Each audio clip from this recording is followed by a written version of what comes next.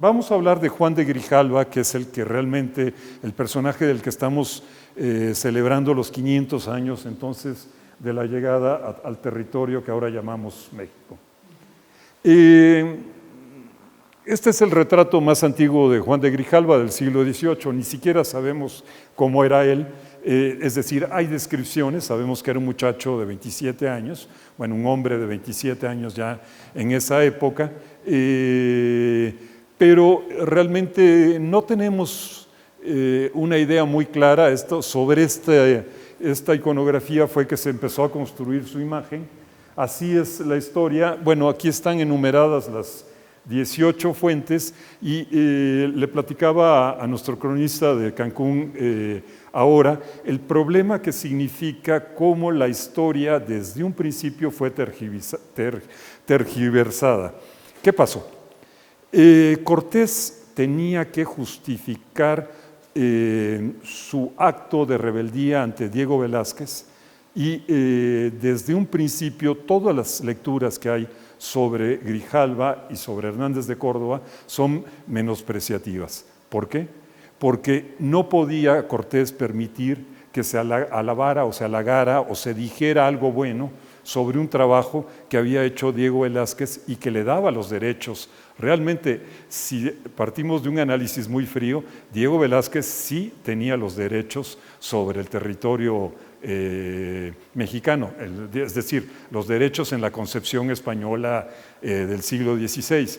Es decir, hubo, y precisamente en Cozumel, actos como tomas de posesión de la tierra, que se celebraban ante un escribano que se llevaba en el barco y se certificaba que esa tierra se tomaba en nombre de los reyes de España, pero también a nombre de Diego Velázquez.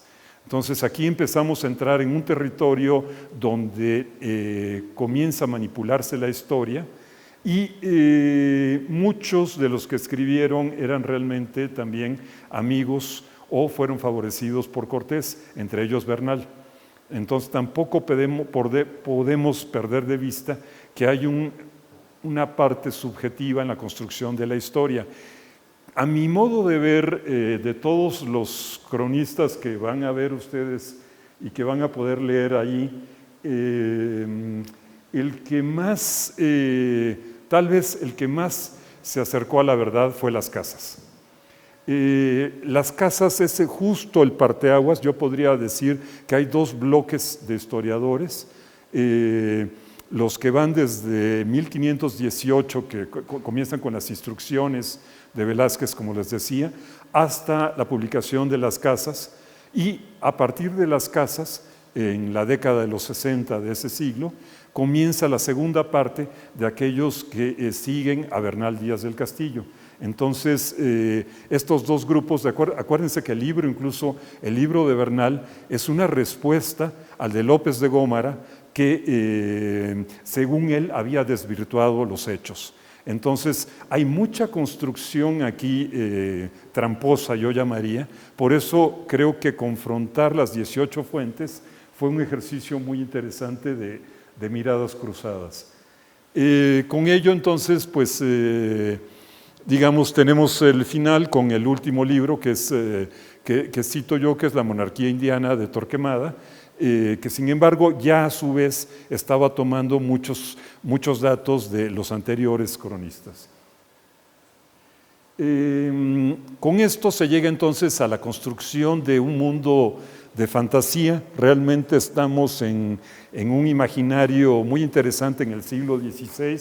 Realmente no se sabe a lo que se está llegando y bueno, lo que armé fue una especie de itinerario de viaje que lo podrán ustedes consultar. El libro está escrito de otra manera, pero para hacer la charla más sintética, digamos que hay toda una serie de preparativos que se tienen que realizar desde 1518,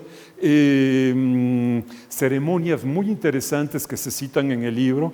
Van a ver, por ejemplo, los discursos que otro de los grandes historiadores olvidados del siglo XVI, Cervantes de Salazar, cita que dijo Diego Velázquez y que también cómo respondieron los viajeros. Es muy interesante toda esta parte del ceremonial de una partida.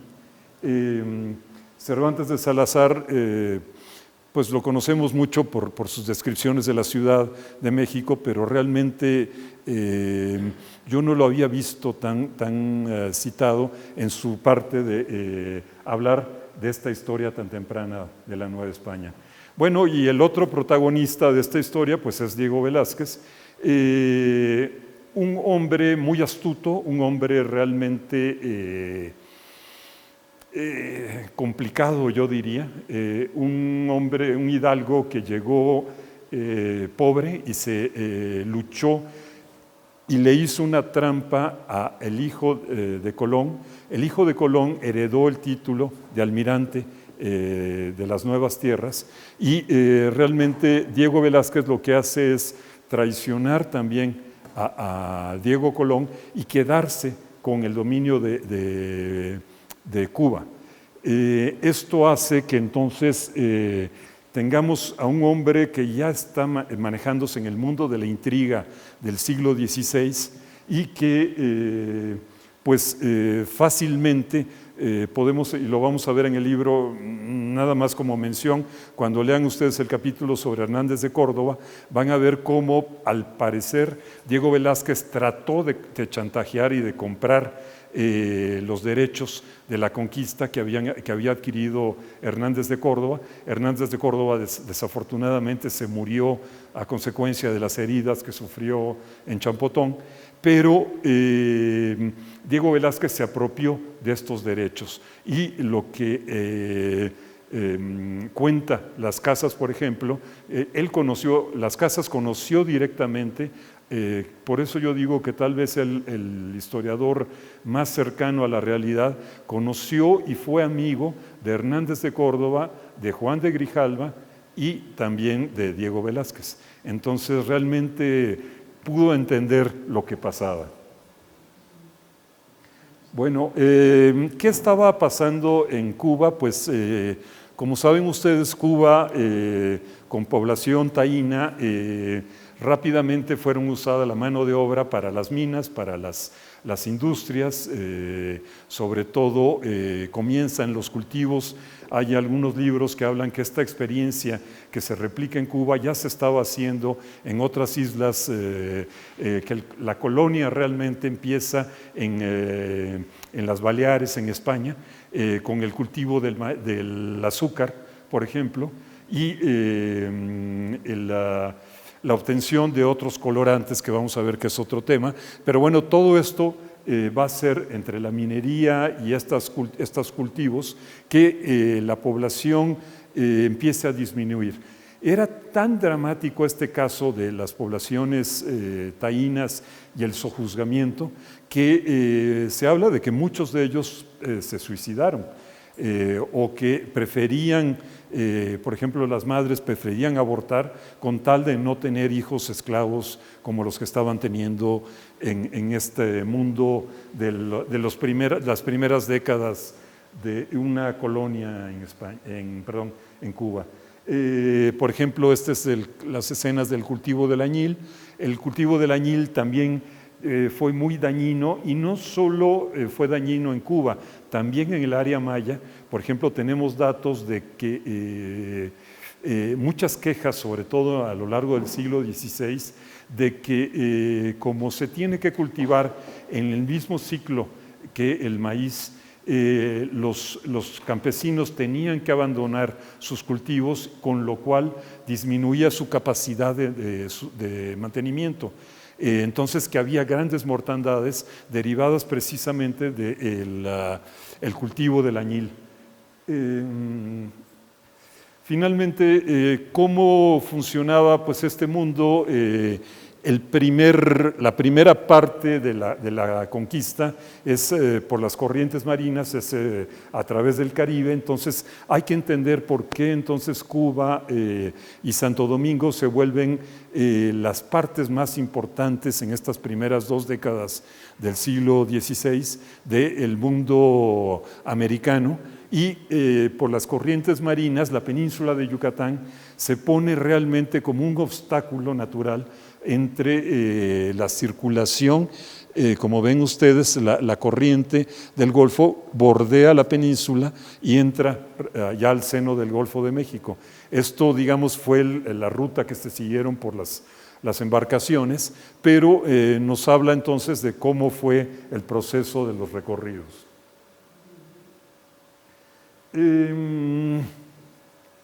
Les decía, el ceremonial de la partida fue muy complicado. En la segunda línea ven ustedes la elección de capitanes. Esto es un tema fundamental.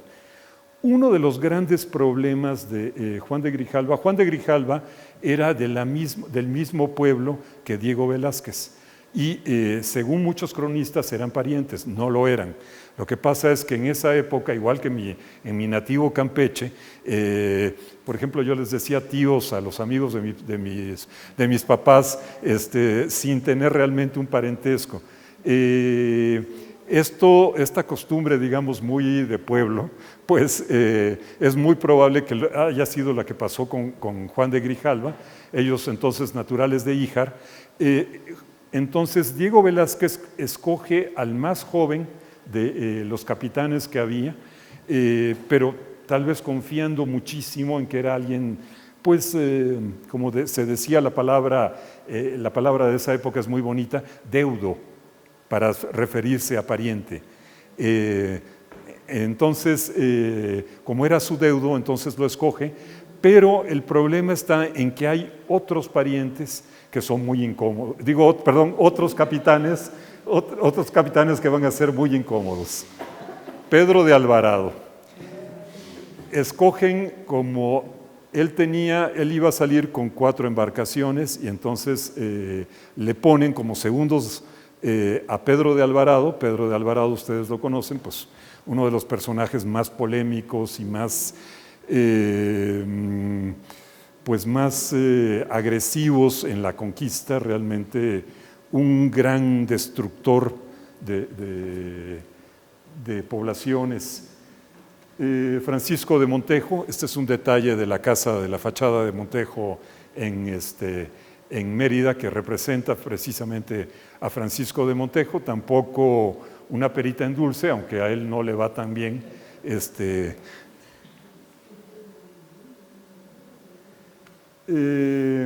Aquí vemos, por ejemplo, la escena del desembarco de Montejo. Todos estos grabados de Debris y muchos otros los van a poder disfrutar en el libro. Y Cristóbal de Olid es otro personaje también que él era el capitán del 4.º barco, pero este barco se pierde.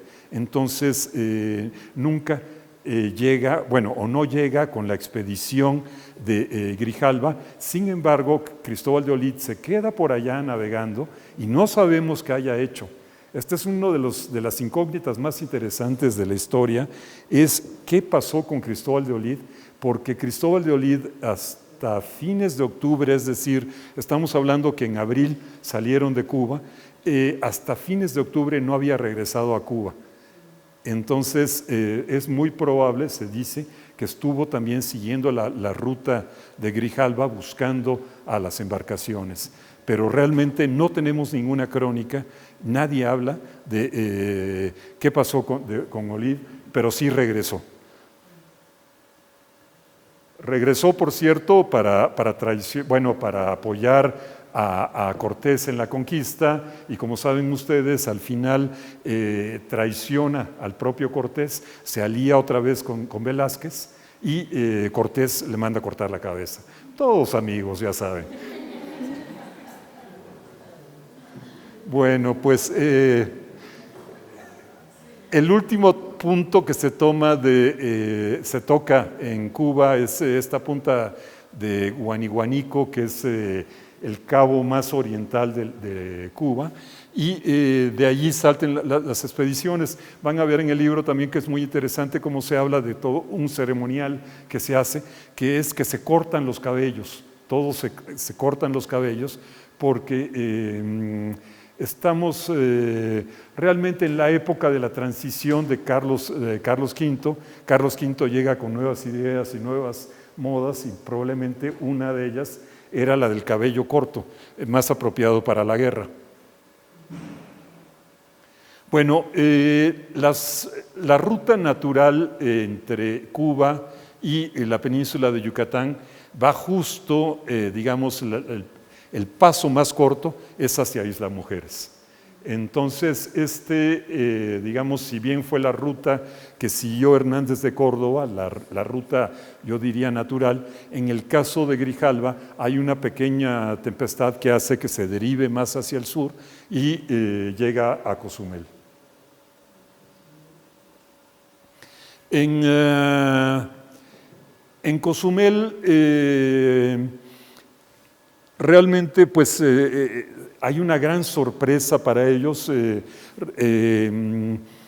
No entienden cómo hay una cultura o había una cultura tan desarrollada a los ojos de ellos, acostumbrados a solo ver los taínos, que entonces realmente les causó muchísima sorpresa y sobre todo, ahora vamos a ver un poquito más adelante en qué temas. Pero bueno, en el libro van a ver básicamente que hacia el 3 de mayo, porque hay varias interpretaciones de algunos cronistas, es el avistamiento de Torres. Realmente el desembarco parece ser que fue el 4 de mayo, pero sí, obviamente la Santa Cruz se vuelve un elemento muy importante. Aquí, por ejemplo, tenemos un plano de fines del siglo XIX que nos muestra las zonas arqueológicas ubicadas en Cozumel. Pero, ¿qué es lo que encontraron que les causó gran asombro? Primero, los tres temas que ellos se sorprenden muchísimo es gente vestida. Es muy curioso que este es un dato que les causaba estupor, el decir que había una civilización que ellos podían, incluso comparaban en algunas maneras con los moros. Había atuendos que se parecían a los de los moros, etcétera, pero que había una gran diferenciación social también. Eso también les llama mucho la atención, es decir, hay una estructura organizativa. Otro tema que les causa muchísimo asombro es la arquitectura de piedra. Esto realmente es un mundo muy nuevo para ellos, acostumbrados a las viviendas muy precarias, taínas y de otras poblaciones de las islas. El encontrar arquitectura de piedra era realmente sorprendente, cómo había torres, le llamaban ellos. Es un mundo entonces de fantasías. Y otra fantasía que ellos ubican es la presencia de cruces. ¿Qué pasó con las cruces? Realmente pues interpretaron, claro, este es de otra época, es un grabado de Palenque, digamos de Pacal, que es del siglo, más o menos del siglo VIII, y estamos hablando del siglo XVI. Sin embargo, la cruz en el mundo maya sigue teniendo una importancia fundamental, como la que lleva este sacerdote o el joven allí que está haciendo la ofrenda, como eje cósmico. Es decir, para los mayas, y esto siguió siendo una tradición reportada, incluso en las crónicas van a ver ustedes que se habla de que son representaciones de la deidad de la lluvia, probablemente muy ligadas entonces a Chac o a alguna deidad cercana, pero nada lejanos a esta idea cósmica de las cruces en las manos. Esto entonces les causó gran sorpresa. Van a ver también en el libro pues todas las fantasías que se suscitan y que pues ustedes conocen, desde la posible presencia de españoles que habían venido cuando la conquista árabe a España, a las fantasías sobre las tribus perdidas de Egipto, en fin, todo este mundo entonces de tratar de encontrar una explicación. Bueno, pues ahí entonces hacia el 5 y 6, precisamente lo que decían, pues es cuando se da la primera misa según las crónicas, en particular lo dice Juan Cano. Juan Cano es el capellán que trae Juan de Grijalva, entonces es muy probable que sea cierta el dato. Este grabado de Debris me parece maravilloso dentro de su sencillez. Vean ustedes el momento en el cual el sacerdote levanta las manos en la consagración y los indígenas que no entienden qué está haciendo, las levantan también. Es un gesto también entonces de imitación. Yo creo que pensaron que era parte de este ceremonial, pero es un muy buen grabado en cuanto que capta la incomprensión que existe de unos hacia otros. Los mayas tampoco están entendiendo qué están haciendo esos señores levantando esa cosa y haciendo tanta ceremonia. En Cozumel, pues obviamente la famosa columna que ahora está en el museo, pues estaba en su sitio. Es muy probable que una vista todavía mucho más completa, pues esta es una foto de principios del siglo XX, pues que 4 siglos antes estuviera todavía más completos estos templos. A partir de Cozumel, entonces la expedición se va hacia el sur. ¿Qué quieren hacer? Ellos querían seguir otra ruta diferente a la que había seguido Hernández de Córdoba. Hernández de Córdoba se había ido hacia la parte norte de la península y ahora él trata de bajar, llega a la Bahía de la Ascensión. Ahí comete un error al pensar, nuestro amigo Antón de Alaminos comete el error de pensar que había llegado al final de la isla de Yucatán y que ahí se podía dar la vuelta y salir hacia el Golfo de México. Es decir, lo que ellos estaban viendo era digamos, una especie de conexión de Bahía de la Ascensión a Laguna de Términos. Imaginaron esta línea, pero pues es una gran desilusión y comienzan los problemas. Otra cosa que van a ver en el libro hay un análisis, como les digo, al confrontar a las 18 fuentes, pude seguir casi la situación personal que existía entre Juan de Grijalva y todos los demás.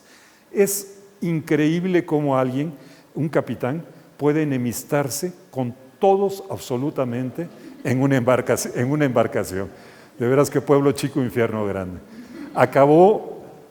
Primero se pelea con Juan Cano, su capellán, porque tardó mucho, según dice Cervantes de Salazar, tardó mucho en ponerse los ornamentos y para dar la misa. Esto provocó que entonces lo regañara y entonces hubo un castigo divino que luego vino en Campeche, que es que le van a romper la boca a Juan de Grijalva por maldecir al padre. Pero problemas con el padre, problemas con su tripulación. Su tripulación se enamora de Cozumel. Realmente encuentran fantástica la isla al punto de que querían poblar Cozumel. Obviamente Grijalva entonces lanza una serie de normas, de edictos, de cómo se tenían que comportar y limita absolutamente cualquier tipo de relación entre los marineros y los mayas. Por ejemplo, no podían comerciar, no podían hablar directamente, no podían visitar los pueblos, es decir, todo era no. Entonces comienza a enemistarse.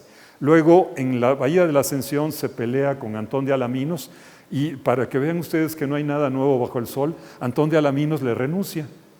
Le dice, pues ¿sabes qué? Si no te gusta, pues aquí tienes tu barquito y vete por donde quieras. Yo ya no. Finalmente Juan de Grijalva tiene que concederle, pues decirle, bueno, está bien, te equivocaste, ni modo, la ascensión no era el fin de la península, pero bueno, entonces emprenden ya el regreso y entramos entonces al regreso a Cozumel. Hay una segunda visita a Cozumel, la visita a Isla Mujeres, Luego hay un gran problema, otra vez Antón de Alamino se equivoca y piensa, el destino era Campeche. Uno de los grandes temas de las embarcaciones es cuánto dura el agua. El agua en los toneles, según cálculos modernos, dura entre 10 y 15 días, no más. Entonces, es como una capacidad de autonomía de las embarcaciones. Cada 15 días máximo tendrían que reabastecerse, o si no, venía el problema entonces de que tenían que tomar aguas rancias, pútridas, mezclarlas con vino, con el problema que conllevaba de desórdenes, en fin, se empieza a complicar. Entonces querían ir a Campeche, pero Antón de Alamino se equivoca y va a dar a Champotón, donde le habían ya dado una batalla tremenda a Hernández de Córdoba y donde tuvo una derrota brutal. Entonces enseguida vuelven a salir hacia Campeche. Por ejemplo, es muy interesante. Encontré que es el primer grabado, es de 1519, es el primer grabado que muestra la llegada de los barcos españoles y es una noticia sobre el descubrimiento de la isla rica de Yucatán. Y todo lo que entonces se veía eran como torres fantásticas en este imaginario medieval. Bueno, en Campeche hay una gran batalla, no vamos a entrar en detalles porque ya sé que yo me engolosino mucho con la historia y vamos a ir más breves porque apenas vamos por el inicio de la historia, pero sí decirles que hay una batalla muy fuerte, finalmente salen, digamos, después de haber derrotado a los mayas, el tema de las batallas y el uso de la pólvora es fundamental. Realmente parece que la pólvora, a pesar de que llevaban nada más 2 cañones, sí fue evidente que hizo mucho daño. En Campeche también encuentran templos muy extraños como el que se imaginan los viajeros ya en el siglo XVII, después de leer las crónicas, se imaginaron una cosa así rarísima, cuando realmente era algo mucho más sencillo. Por ejemplo, si ustedes leen las crónicas, van a ver que dice que hay dos animales que parecen que están engullendo a un personaje, que es de la derecha. Realmente no sé si ustedes conocen una figura que se llama la Reina de Uxmal. Es una figura que apareció en la pirámide de Uxmal y muestra una serpiente de la cual emerge una cara. En el pensamiento antiguo, ellos pensaron que se estaba tragando la cara, cuando realmente es que está saliendo. El ancestro, en este caso, está saliendo de las fauces de los animales.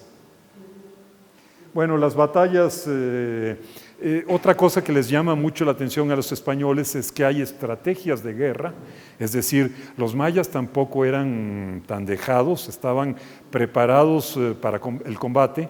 Sin embargo, pues obviamente lo que ganaban en cuanto a número lo perdían en cuanto al desconocimiento de la pólvora. ¿Caballos no se ven, no llevaban caballos? No hay descripciones de caballos. Sí, pero es una buena observación. En Campeche todo se desarrolla en torno a este famoso Pozo de la Conquista, todavía existe y existe en el imaginario.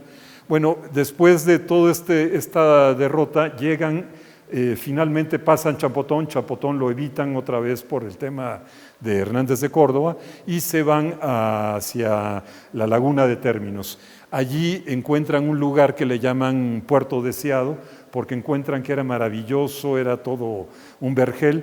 Imagínense que estamos hablando, ustedes conocen, me imagino, la península de Yucatán, lo que pasa en abril, cómo todo el paisaje es pardo, gris, el calor a todo lo que da la canícula, empiezan las quemas, etcétera.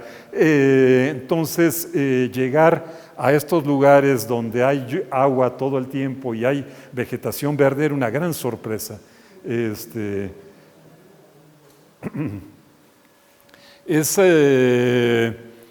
La bahía de Puerto Real, este es un plano del siglo XVII, ya vemos cuando está en manos prácticamente de los franceses y de los ingleses, nos muestra la importancia entonces que está teniendo ya este lugar como punto de abastecimiento. Y para pasar a la siguiente etapa del viaje, que es el encuentro en Potonchán con el cacique Tabasco.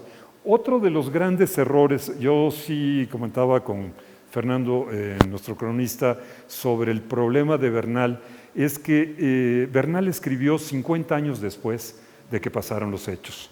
Ustedes hagan un esfuerzo, nada más, traten de imaginar qué pasó en un viaje que hayan hecho hace 20 años y así díganme si se pueden acordar día por día. Yo sé que él debe haber sido un gran narrador que repitió muchas veces esta historia, pero en 50 años cambiaron, yo creo que se cambiaron muchas cosas. Y, perdón, un segundito, ya termino la idea y te dejo. Y uno de los problemas es que confundió a Champotón con Potonchán.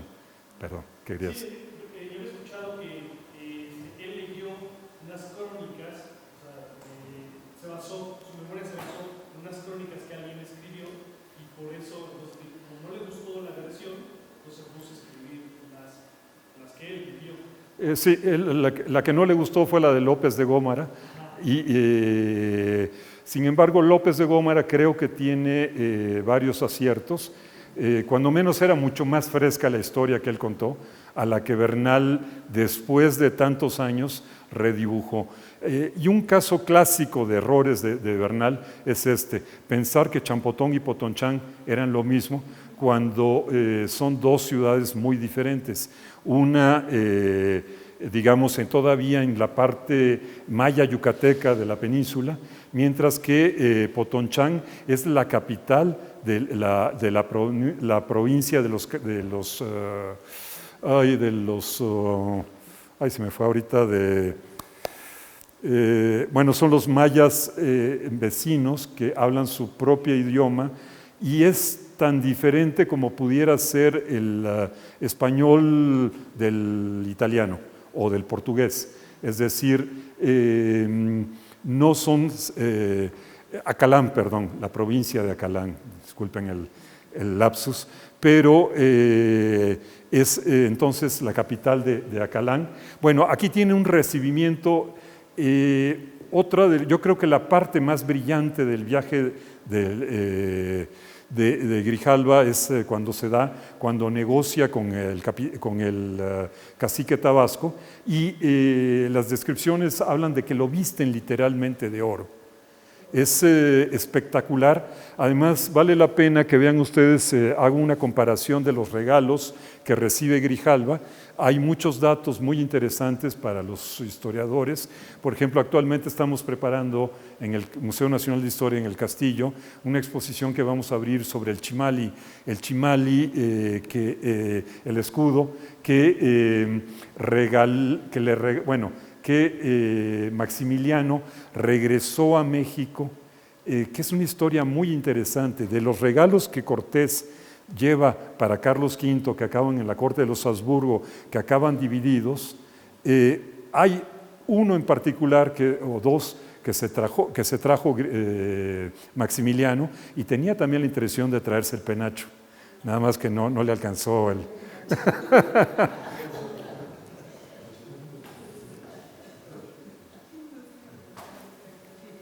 Bueno, esta provincia entonces es totalmente diferente a la península de Yucatán. Estamos viendo un gran, pues se llama Los Ríos y Lagunas. Es nada más para que ustedes entiendan de qué estamos hablando. Cerca del 60% del agua dulce de México está en esta zona.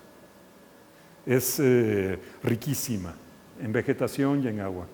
Este es el momento en las fantasías de los viajeros del siglo XVIII en que Grijalva está con el cacique y le están regalando, pues así como si nada, el oro, ¿no? Bueno, estas son las fechas y nos vamos a al siguiente trayecto, que es esta provincia, la ruta de Sotavento. En el términos, digamos, navales, Barlovento es de dónde viene el viento, es decir, de la parte de la península, y Sotavento es esta región.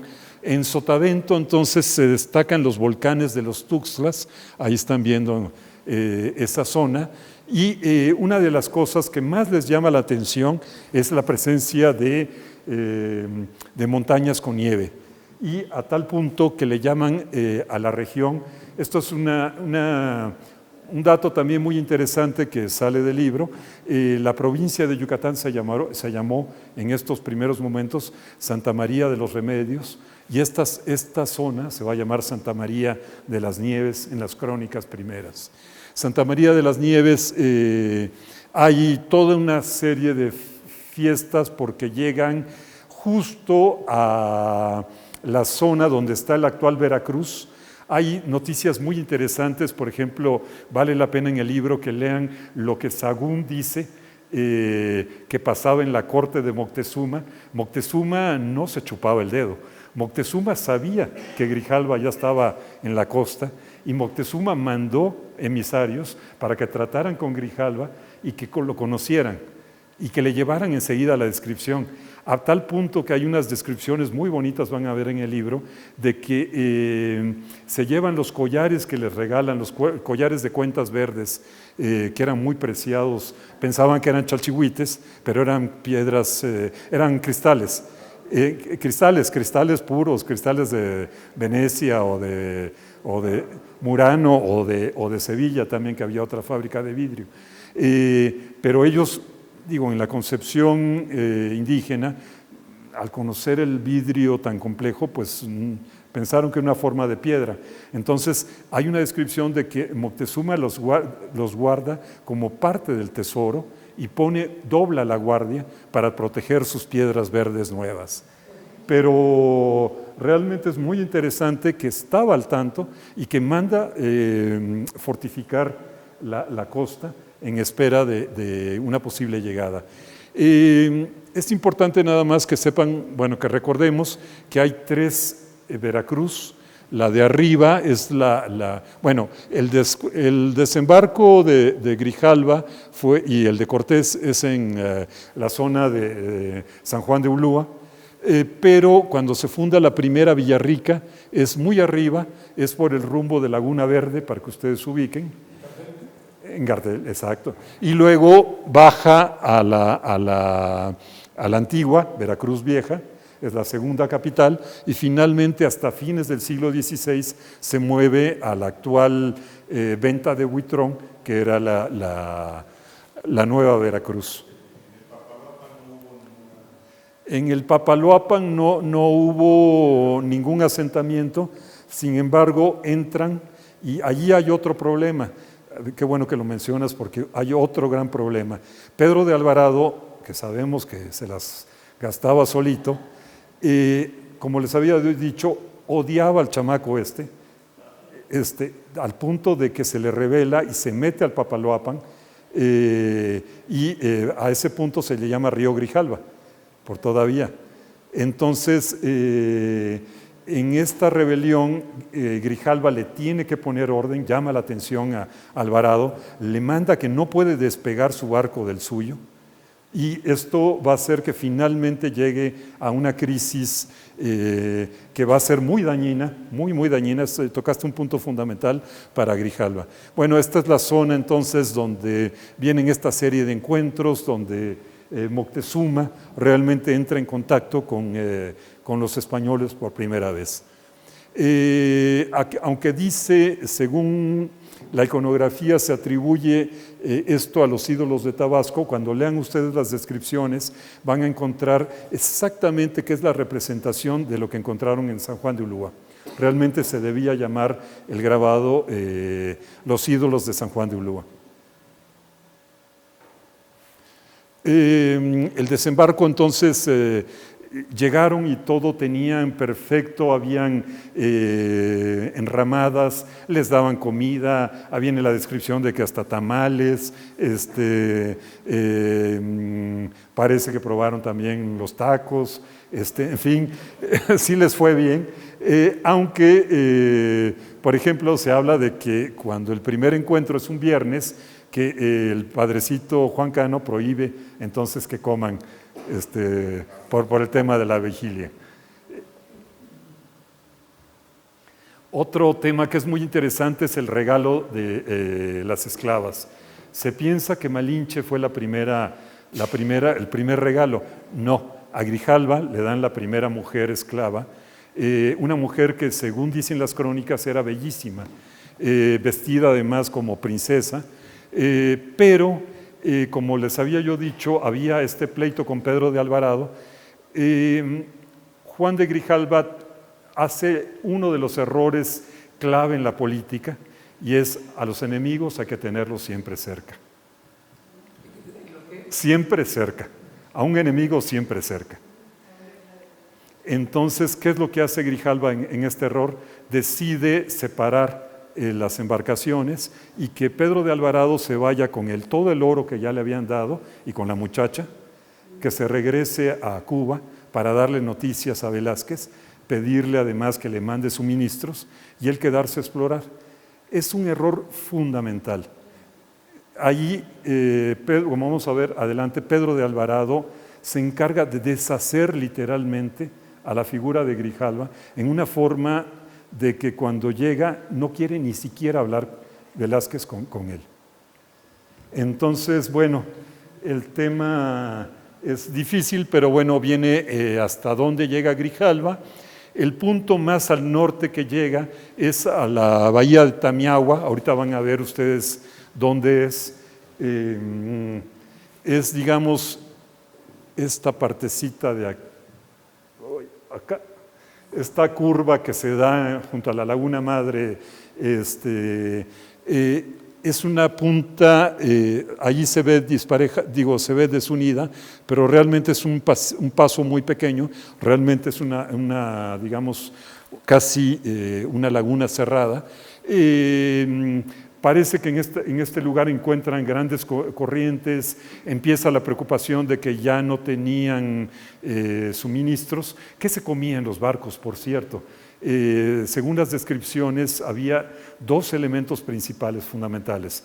El pan de casabe, que es el pan de la yuca, el pan que se hace con una ralladura de la batata más bien, perdón, y es una especie de tortilla que se tiene que comer en los cocidos, se cortaba y se echaba en los cocidos, y luego había carnes ahumadas, tocinos le llamaban ellos, entonces esto era parte de la dieta, y el vino.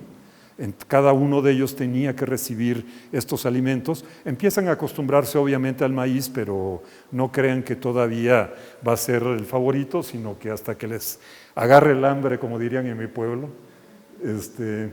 Bueno, llegan entonces a esta zona, hay un gran encuentro, una batalla con poblaciones del norte muy bélicas, y finalmente deciden regresar hacia Cuba. En el regreso tienen muchos problemas. Uno de los primeros es, por cierto, este mundo mágico es muy interesante. Hay una aparición en el cielo, según señalan cuando menos 2 o 3 cronistas, de un cometa que se ve en el cielo, y esto lo toman como el presagio, un mal presagio, y efectivamente, claro, es decir, ellos dicen que esa es la causa, se le rompe el palo mayor a la embarcación de Grijalva, queda a la deriva y se pierden, quedan 15 días, finalmente tienen que llegar al río Tonalá. El río Tonalá es el que divide Veracruz de Tabasco actualmente, por donde está la venta y digamos, mucho del petróleo del país. Allí hacen un gran campamento, tienen que reparar los barcos, tienen la mala suerte que también al querer salir por primera vez de la ensenada del río, raspa y desgarra la nave capitana en el suelo y tienen que volver a regresar, quedarse, o sea, se pasan realmente yo creo que como un mes. Por cierto, ahí también entra una descripción de Bernal muy divertida de cómo él fue el que empezó el cultivo de las naranjas en México, que él llevaba unas semillas y que en este regreso él siembra las semillas junto a un templo y que cuando él regresó, claro, un poco era para justificar que esa era su encomienda, que cuando él regresó encontró que junto al templo los sacerdotes habían regado las semillas y ya estaban los primeros naranjos dando fruto. Bueno, pues sí, uno de los grandes temores de la época es el naufragio, los daños que puede causar una tormenta, y se encontraron varias. Y finalmente llegan hasta Champotón, ahí entra un momento de la venganza, tratan de vengar a Hernández de Córdoba. Este es un dato que nadie había tomado en cuenta, yo no entiendo por qué. Pero al leer prácticamente a todos los cronistas se habla de que trataron de vengar a Hernández de Córdoba, toman una torre, según las descripciones, frente a Champotón había una isla donde había un templo, toman esa isla y ese templo, y finalmente Grijalva, que yo insisto que era un buen hombre, dice, no, tranquilos, no nos vamos a ir a pelear al pueblo, nos pueden agarrar, ¿para qué le buscamos? Nos quedamos y nos regresamos, no hay motivos de venganza. La laguna de Términos es otra vez el refugio ideal, y el norte es tremendo, el norte de la península. Uno de los problemas, ustedes también, por lo que veo, conocen la península de Yucatán. Uno de los problemas de la península de Yucatán, acuérdense, es que no hay agua superficial, sobre todo en la parte norte. Todo es a través de cenotes o, digamos, afluentes que salen al mar. Entonces, la sed ya venía siendo un gran problema, y para colmo entran a vista de uno de los peligros más grandes de la navegación por la península de Yucatán, que es el arrecife de Alacranes. Alacranes, como dice su nombre bien puesto, realmente era una de las zonas más peligrosas porque era un gran bajo y todo el mundo pensaba que había agua. De hecho, según las descripciones, había mucha vegetación y muchos animales. Era muy fácil pescar, pero muy peligroso y muy fácil de encallar. Pues bueno, cuando llega, como están viendo ustedes, ya hacia el 8 de octubre, sea realmente prácticamente 6 meses después de haber salido, llegan a Cuba, y es muy interesante que apenas el 9 de octubre entran en contacto con Cristóbal de Olid. ¿Se acuerdan que les dije que se había perdido? Entonces vean ustedes también qué pasó, no sabemos. Salen finalmente, en ese momento la capital de Cuba es Santiago de los Caballeros, y en Santiago el día, Juan de Grijalva llega el 24 de octubre, el día 23 Cortés ya había firmado las instrucciones Velázquez había firmado las instrucciones para Cortés, dándole el poder de la tercera expedición. Como les decía, realmente es un caso muy triste. Grijalva acaba prácticamente apestado, nadie quiere saber de él.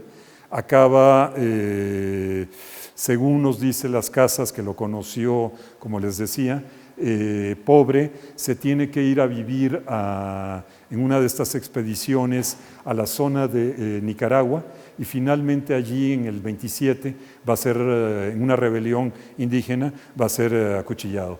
Entonces ahí es como acaba la historia, pero la historia pues obviamente no acaba, porque entonces entra el personaje que luego seguirá con las pláticas, que usó realmente todo el conocimiento de la expedición. Acuérdense que con Pedro de Alvarado, que va a ser uno de los capitanes favoritos porque le pasó toda la información a Cortés, se van. Uno de los traductores, se me olvidó mencionarles el caso de los traductores, fundamental. Hay dos traductores que son interesantísimos.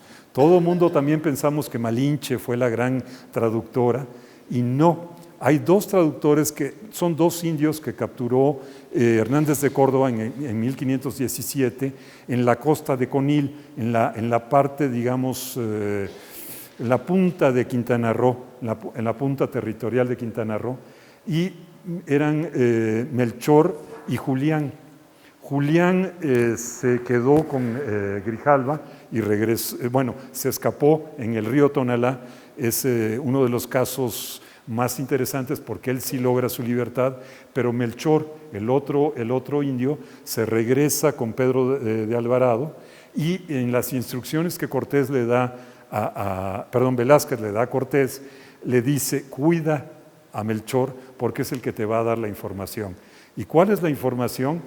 Que hay,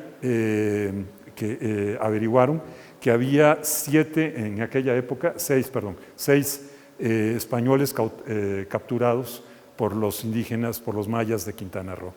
Entonces, esto de que encontraron también a Aguilar y a Guerrero tampoco fue casualidad, ya era un dato que desde Grijalva se sabía.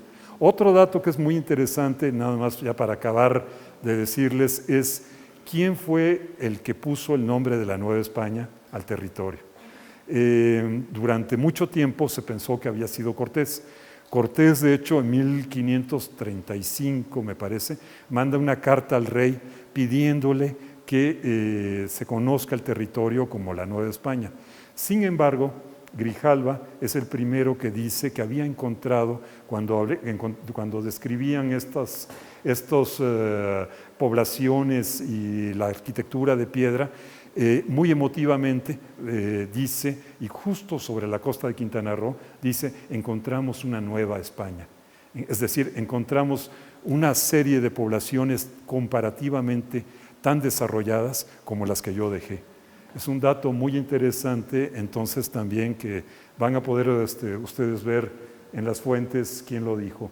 Bueno, pues ahí se piensa que fue este mundo entonces así de que todo el mundo llegó a regalarle a Cortés las cosas. Realmente, como vemos, la historia va a ser, que vamos a platicar el año próximo, va a ser muy difícil para acabar con esta idea sobre la Nueva España como la región más rica de América y sobre la cual Carlos V va a fundamentar prácticamente y va a poder pagar las guerras que está teniendo en toda Europa. Pues bueno, pues con eso les doy, digamos, ya no sé si quieren hacer preguntas, quieren... Primero un aplauso, doctor.